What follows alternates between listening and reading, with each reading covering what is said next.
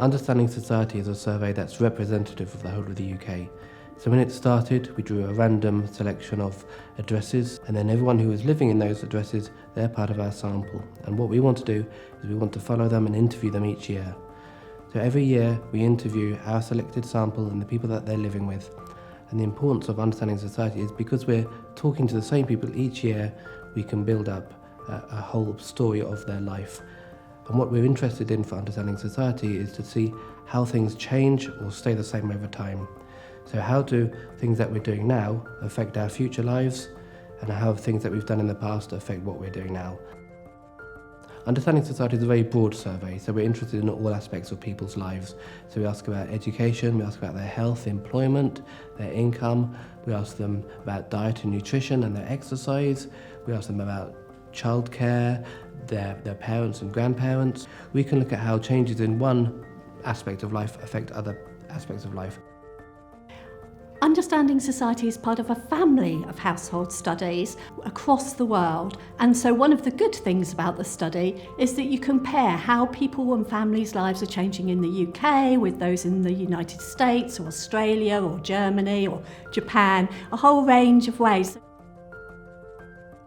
Understanding Society has got many generations because it's been going for so long. So we've got children, parents and grandchildren in the study.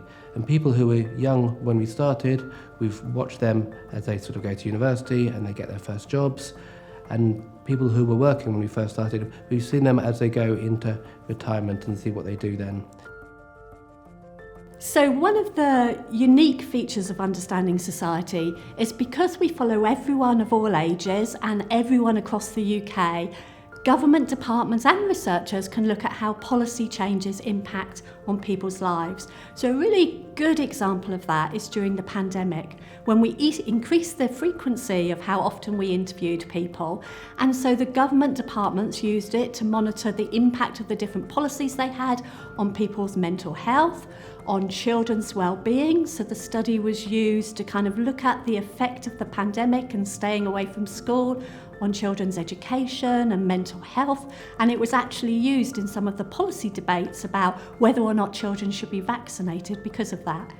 It was used during the pandemic to monitor the impact of furlough and other things on kind of the income of different kinds of families.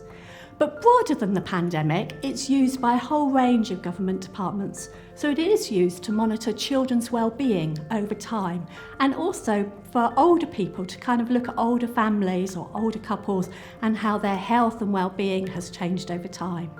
The government use it to look at income change. How does people's income change and what factors kind of lead to those changes over time?